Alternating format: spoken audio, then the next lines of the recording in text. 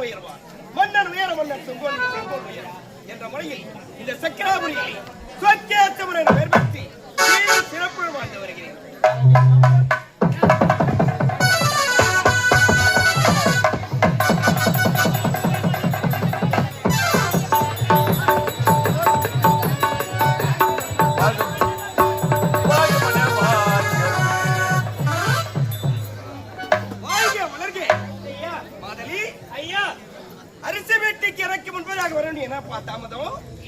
அந்த பொறுமை கேக்குறீங்க என்ன உனக்கு முன்ன வரலான்னு ஓடி வந்தேன். சரி, அதை பார்த்து பெரிய பிரச்சனை ஒண்ணு வரும்பொழுது பெரிய பிரச்சனை. வயல என்ன பிரச்சனை? அண்ணன் தம்பி 2 பேரும் வெட்டி மடிக்கிறானு. வெட்டி மடிக்கிறானுங்க. அவங்க 2 பேருக்கு சண்டை சண்டை வாய் தகராறு நடக்குது. 2 பேரும் அடிச்சுக்கிறானுங்க. சரி, அப்பா என்னன்னு கேட்டேன். ஒண்ணு இல்ல ஐயா, அவங்க அப்பா அம்மா அதிகமா சம்பாதிக்கல. ஒரு 5 எருமாடும் காக்காணி நிலமும் தான் சம்பாதிச்சிருக்கீங்க. 5 எருமாடும் காக்காணி நிலமும் சம்பாதிச்சிருக்கிறேன். சரி, அந்த காக்காணி நிலத்தை பெரியவங்க கொடுத்துட்டேன். 5 எருமாட்டை சின்னவங்க கொடுத்துட்டேன். சரி சரி, இவங்க வச்சு அப்படியே காக்க தனிங்கிறாங்க. பெரியவன் பயிர் வச்சான். பயிர் அறுவடை டைம், நாளை மறுநாள் அறுக்கிற நேரம். இந்த நேரம் பார்த்து சின்னவன் 5 எருமாடு போய் பயிரை மேய்ஞ்சு அறுக்கிற டைம்ல போய் மேஞ்சா கஷ்டம் தானடா. பெரியவனுக்கு கோவம் வந்துச்சு. தடியத்தான் தான் அந்த 5 எருமாட்டி அடிச்சு காலை ஓட்டுட்டான். 5 எருமாடு கால் ஓட்டு போய் இது கையில கிடக்குது. சரி, சின்னவன் வந்தானே, சின்னம் வந்து பார்த்து 5 எருமாட்டை யாரா காலை ஓட்டுது? அண்ணன் ஓட்டுட்டானே, அண்ணனை விடக்கூடாது அப்படின்னு அண்ணன் அடிக்கிட்டு வீட்டுக்கு போனோம். அண்ணங்காரன் இல்ல, அவங்க அண்ணி ஒரு 5 மாசம் முழுவதும் இருந்து எதிர வந்தாங்க. சரி, இவன் போன வேகத்துல அவங்க அண்ணி எட்டு ஒரு ஒத்த வயசு. அந்த 5 மாசம் கர்ப்பிணி கலங்கி போச்சு. அண்ணனை கூப்பிட்டு எதெல்லாம் சமாதானப்படுத்திருக்கணும், இல்ல விவகாரத்தை சொல்லிருக்கணும். இந்த செயலை செய்த தப்பு தானே அது. கோபத்துல போனானே 5 மாசம் கர்ப்பிணி கலங்கி போச்சு. இதனால 2 பேரும் அடிச்சு வெட்டி மடியிறானுவோ. இந்த நேரத்தில் நான் வந்தேன் பாரு, ஊர் பஞ்சாயத்துக்காராச்சே, நீ என்ன கூப்பிட்டு பஞ்சாயத்து பண்ணுனாங்க. சரி, அந்த 2 பேரும் கூப்பிட்டேன். ஏதோ வாய் இல்லாத ஜீவன் பயிரை மேஞ்சிடுச்சு, நீ அடிச்சு காலை ஓட்டுறது தப்பு. நீ என்ன பண்ணுவ ஏது பண்ணுவோம்? இந்த 5 எருமாட்டையும் ஓட்டும் போய் காலை சரி பண்றது உன் பொறுப்புடான்னு அண்ணன் கிட்ட ஒப்படைச்சிட்டு, பெரியவங்க கிட்ட ஒப்படைச்சிட்டேன். சரி, சின்னவனை கூப்பிட்டேன். கம்யூனிட்டி அண்ணி ரொம்ப நாள் குழந்தை இல்லாத, இப்பதான் குழந்தை 5 மாசம் முழு அது இருந்தாங்க. நீ 8 வருஷத்துனால தான் ஒன்னிக்கு கர்ப்பம் கலங்கி போச்சு. நீ என்ன பண்ணுவ ஏது பண்ணுவோம் தெரியாது. ஒன்னி இட்டு போய் இந்த மாதிரி 5 மாசம் புள்ள குத்தாடு கொடுத்து ஊன்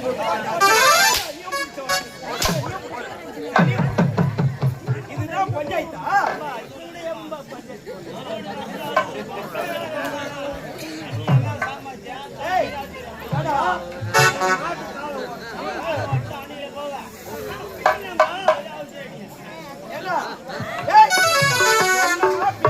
திருமணமா அங்க ஒரு பதில் சொல்லணுமா, இங்க ஒரு பதில் சொல்லணும். இங்க விவகாரத்தை கேட்கணும். அப்பனா நீ புள்ள கொடுக்கணும்.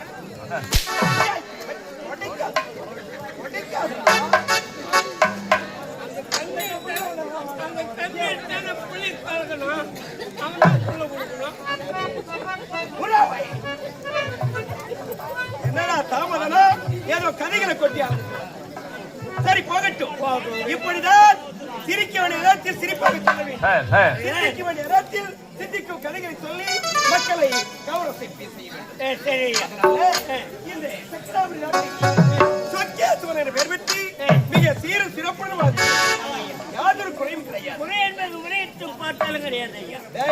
எனக்கும் திருமணம் வாங்கி ஆமா முதல் மகன் அயல்நாடு சென்றிருக்கிறார். 2வது தடவையாக என்னுடைய ஆசை மகன் ஒரே மகன் ஒப்பற்ற மகன் ஜீவா பிறந்திருக்கிறார். அவர்கள் இருவரையும் வளர்த்து கண்டு கருத்துமாய் ஆளாக்கிவிட்டேன். இருந்தாலும் நாட்டில் அதனை விசாரிக்க ஆவல் விட்டவராக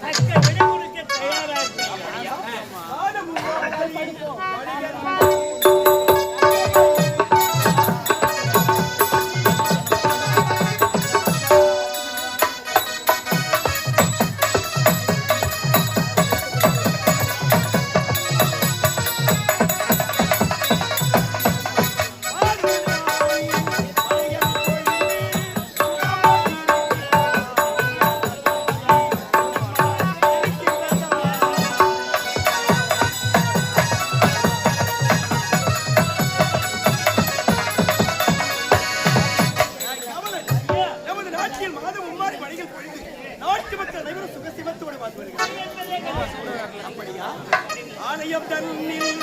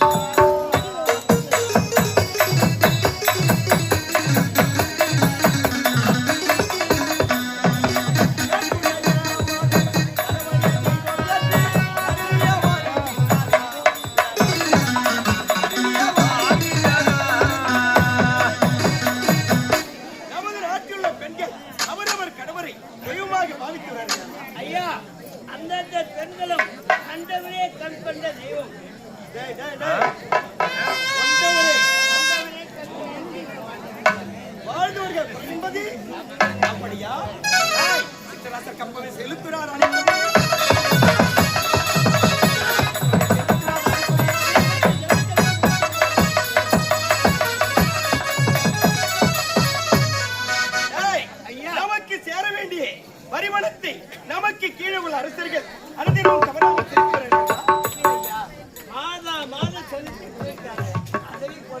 முறை என்பது முறையிட்டு பார்த்தால் கிடையாது.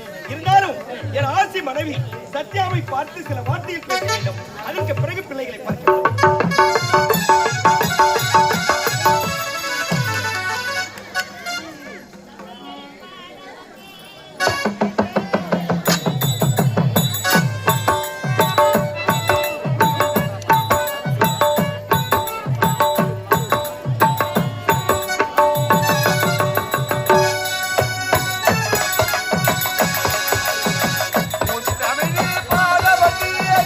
முருகனையே பதகிரி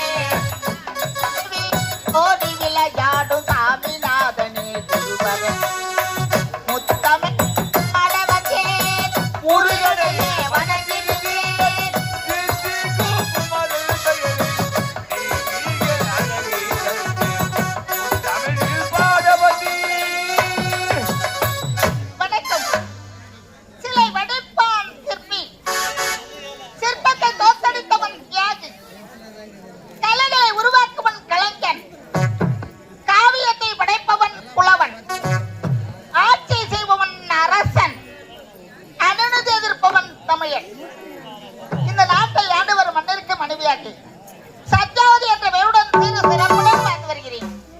அனைத்திலும் என் நண்பனை பார்ப்பது வழக்கம். நண்பா,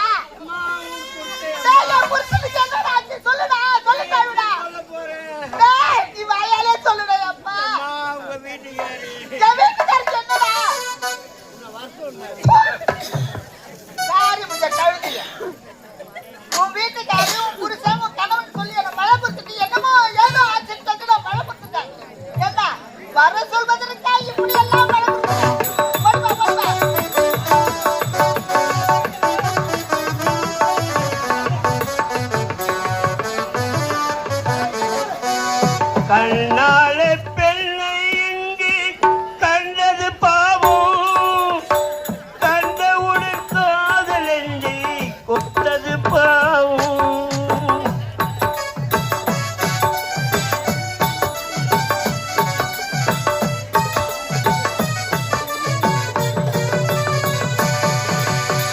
கண்ணாலே பெண்ணை இங்கு கண்டது பாவம், கண்டவுடன் காதல் என்று கொண்டது பாவம். கொண்ட பின்னே பிரிவை சொல்லி வந்தது பாவம், வேறும் கூடாத பூமியில் இங்கு வாழ்ந்தது பாவம், வாழ்ந்தது பாவம். பல்லாக்கு வாங்க போனேன் ஊர்வலம் போக, நான் பாதியில் திரும்பி வந்தேன் தனிமரமாக, தனிமரமாக.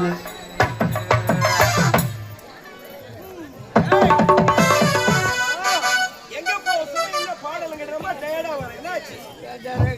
ஏன் உடம்பே கொஞ்சம் முடியல. ஏன்டா என்ன தண்ணு வருது. ஏய், அரண்மனைக்கு சென்று மகாராணி அழைத்து வந்தார சொன்ன. நானே உன் முன்னாடி என்ன போனேன். ஐயோ ஐயோ ஐயோ, நீ முடிச்ச உடனே ஏய், என்னது ஓய், என் உடம்பு ஒத்துக்காது. ஏன் ஒத்துக்காது? காட்டாங்க. எந்த கவுடா போய் டேய், அப்பனா ஒழுங்கான வார்த்தைகளை சொல்லு. நீ தானே உன் முன்னாடி போய் வர. ஏய், அரண்மனைக்கு போயிட்டு நான் அழைத்து வரேன். ஓடி ஓடி அங்க பாரு.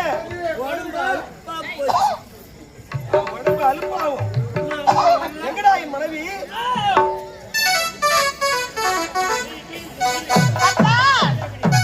மனம் படைத்தேன் உன்னை நினைப்பதற்கு,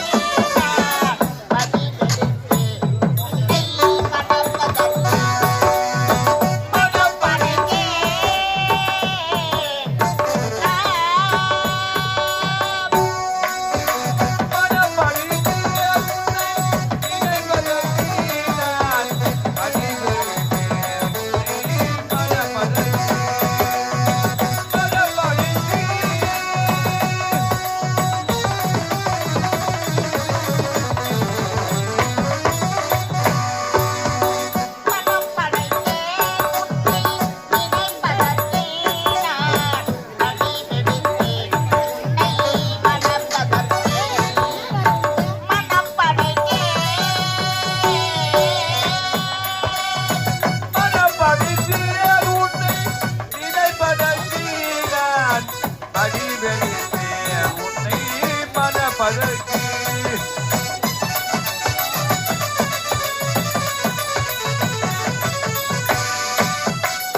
மண்டலம் மேலும் முரசொலிக்கே பரிசங்கள் தாங்கி ஒளி விதைக்கே மங்களம் மேலும் முரசொலிக்கே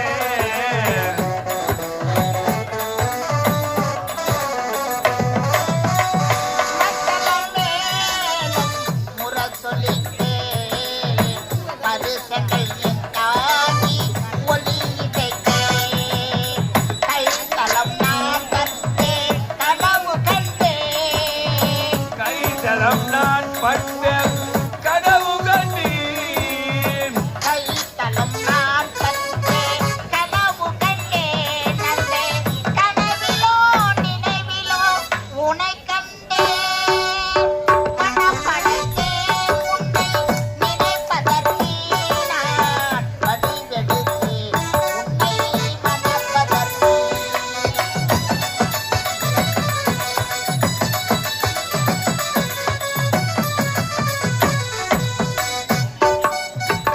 பள்ளியறையில் நான் தனித்திருந்தேன் ஆமாமா பக்கத்தில் வந்தன்னை கண்மறைத்தான்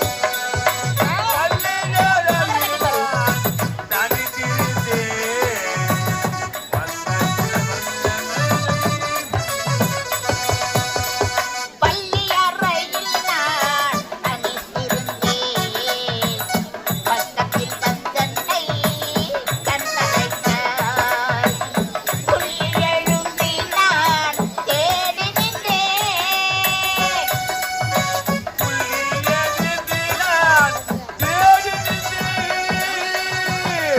எழுந்தி நான் தேடி நின்றேன் தாழி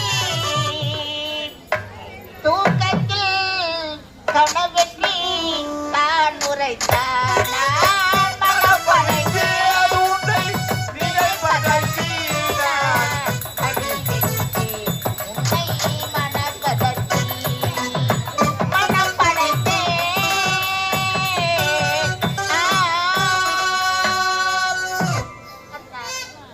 உன்னுடைய மனைவி அச்சம் நாணம் மனம் கயர்ப்பு என்று சொல்லக்கூடிய 4 விதமான குணங்கள் உடைந்தவள் சத்யாவதி. வணக்கம் அத்தான் வணக்கம். சத்யாவதி, மஞ்சள் குங்குமத்தோடு எப்பொழுதும் மகராசியா இருக்க வேண்டும். நல்லா இருக்கு, நல்லா இருக்கு.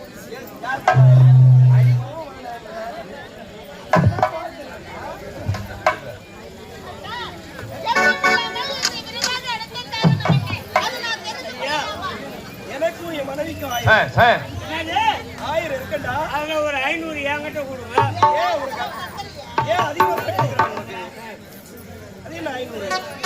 இல்ல ஒரு சில வார்த்தைங்க பேசுறோம், அதனால இந்த இடத்துல வேலை இல்லை. போப்பா.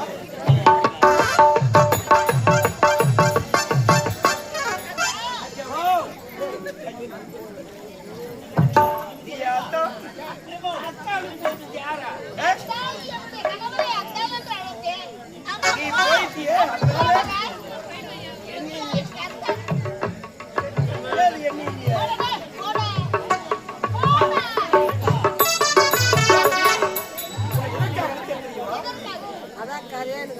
நம்முடைய ஒரு நாளை குறித்திருக்கிறேன், அதை பேச வேண்டும் என்றுதான் வைத்திருக்கிறேன். ஒரு நாள் குறித்திருக்கிறேன். ஆமா, அதை கலந்து பேச வேண்டும் என்றுதான் நான் உன்னை அழைத்தேன். என்ன பேச வேண்டுமா? உயிர் நான் அல்லவா உடல் நீ அல்லவா?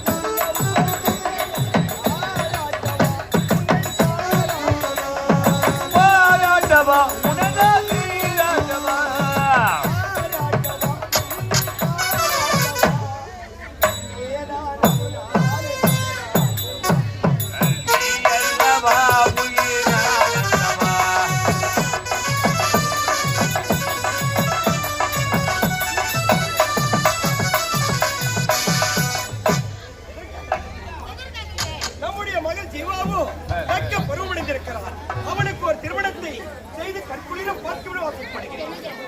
உனக்கு தானே இந்த ஆசை பெற்றவள் எனக்கு